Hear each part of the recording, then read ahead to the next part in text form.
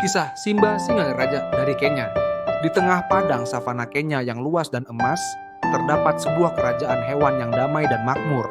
Kerajaan itu dipimpin oleh seekor singa gagah bernama Simba, raja yang bijaksana dan penuh kasih. Berbeda dari raja-raja sebelumnya, Simba tidak memerintah dengan cakar dan taring, melainkan dengan hati dan hikmat.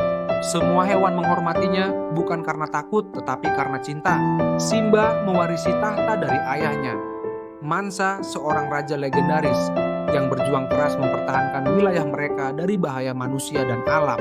Sebelum wafat, Mansa berpesan kepada Simba, "Jadilah pemimpin yang mendengarkan suara semak dan desir angin, karena mereka membawa pesan alam. Jangan pernah berpaling dari suara terkecil di kerajaanmu." Simba pun tumbuh dengan pesan itu tertanam dalam jiwanya. Ia sering berjalan tanpa penjaga, mendengarkan keluhan dari kijang yang ketakutan, kelinci yang kehilangan sarangnya, hingga burung-burung kecil yang kesulitan mendapatkan makanan saat musim kering. Dia tidak pernah merasa terlalu besar untuk mendengar yang kecil. Suatu hari datanglah masa paceklik yang berat.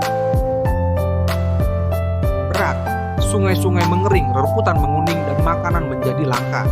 Banyak hewan mulai meninggalkan wilayah kerajaan, mencari tempat yang lebih subur. Sebagian lainnya mulai saling berebut makanan, dan kekacauan mulai muncul di tempat yang dulunya damai. Di tengah krisis itu, seekor macan tutul muda bernama Zaru menghasut para hewan agar melawan kepemimpinan Simba. "Apa gunanya memiliki raja yang tidak bisa memberi kita makan?" serunya di hadapan kerumunan yang lapar. "Kita butuh kekuatan, bukan kata-kata lembut. Waktunya berubah." Zaru mulai mengumpulkan pasukan kecil menyerbu gudang makanan yang selama ini dijaga oleh kawanan gajah atas perintah Simba. Ia menyebar ketakutan dan menawarkan keamanan dengan syarat tunduk pada kekuasaannya. Situasi menjadi semakin genting, namun Simba tak serta-merta membalas dengan kekerasan. Ia memilih mendekati Zaru seorang diri. Meski penasihatnya memperingatkan bahaya, di bawah bayang-bayang pohon baobab tua, Simba menemui Zaru dan berkata, "Aku tahu kamu bukan musuhku, Zaru. Kamu hanya takut seperti yang lain. Tapi jangan biarkan rasa takutmu menghancurkan apa yang telah kita bangun bersama." Zaru yang awalnya marah dan penuh kebencian, perlahan mulai melihat air mata di mata Simba. "Kau benar," katanya lirih. "Aku takut kehilangan segalanya, dan aku tidak tahu bagaimana menghadapinya." Simba merangkul Zaru dengan lembut. "Kalau kita hadapi bersama, kita tak akan kehilangan apa-apa." Mereka pun berdamai. Simba mengajak semua hewan berkumpul dan menyusun rencana bertahan. Dengan bantuan burung elang, mereka menemukan sumber air tersembunyi di balik bukit. Kuda Nil membantu menggali kanal, sementara monyet-monyet membawa biji tanaman untuk ditanam kembali. Dalam beberapa bulan, tanah yang kering mulai menghijau dan kehidupan perlahan kembali. Simba tidak hanya menyelamatkan kerajaan, tapi juga menyelamatkan semangat persatuan.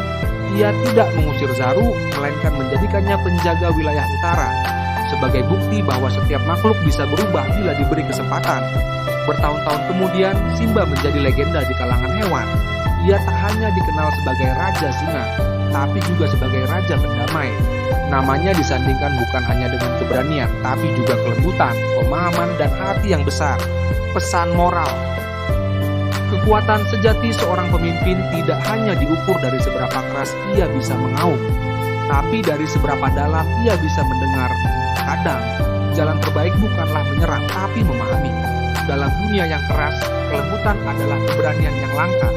Dan dalam krisis, persatuan adalah jawaban yang paling kuat.